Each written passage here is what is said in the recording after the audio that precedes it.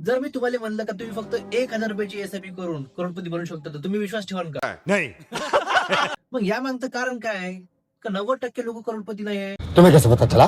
तुम्हें कैसे पता? या मागचं कारण काही वेगळंच आहे. बता भाई भाई भाई मेरा भाई बता बता मेरा बता. तर चला मी तुम्हाला ह्या व्हिडिओमध्ये दाखवतो ते कारण काय आहे.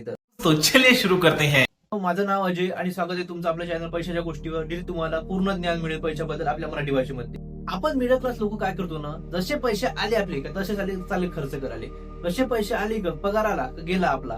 पण अमीर लोक तसे करते का? नाही करत. काहून? कारण त्याचं एक बजेट राहते.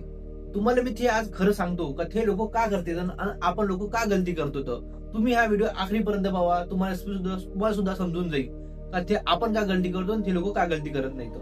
जोर जोर से बोल के लोगों को स्कीमें बता दे. तर चला आपण आलो आहो कॅल्क्युलेटरवर. आपण ऍझ्युम करू की आपण 1,000 रुपयाची एसआयपी करत आहोत आणि त्यावर आपल्याला वार्षिक 12% रिटर्न भेटत आहे.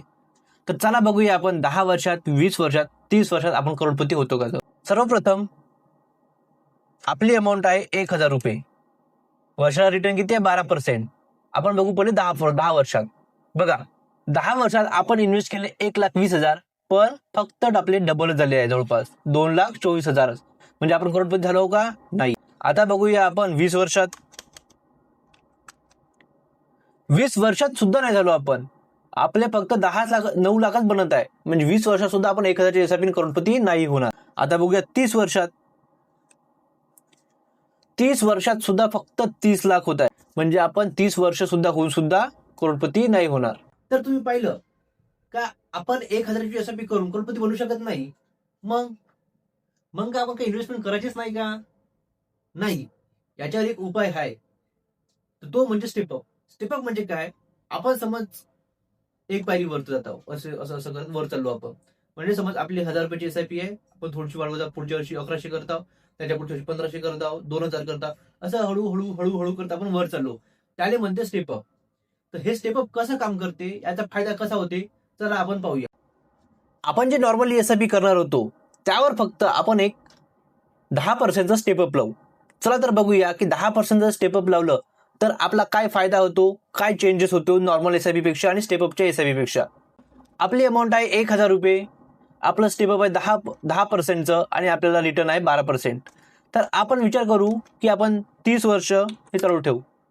तर बघा ड्रास्टिकली चेंज झाला होता. आपल्याला 30 वर्षात 30 लाख भेटत होते फक्त जे नॉर्मल एसआयपी मध्ये, पण आपल्या स्टेपअपमुळे आपल्याला 80 लाखाच्या जवळपास भेटत आहे. म्हणजे आपलं स्वप्न जे 1 करोडचं होतं ते तर पूर्ण नाही झालं, पण आपण त्याच्या जवळपास जरूर गेलो.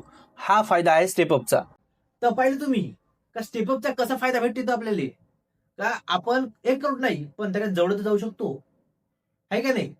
म्हणजे आपण थोडासा इथून जर विचार केला आणि इथची नाही ऐकली आणि इथून जर विचार केला आपण, तर आपण हे करू शकतो का नाही. असेच करते अमीर लोक.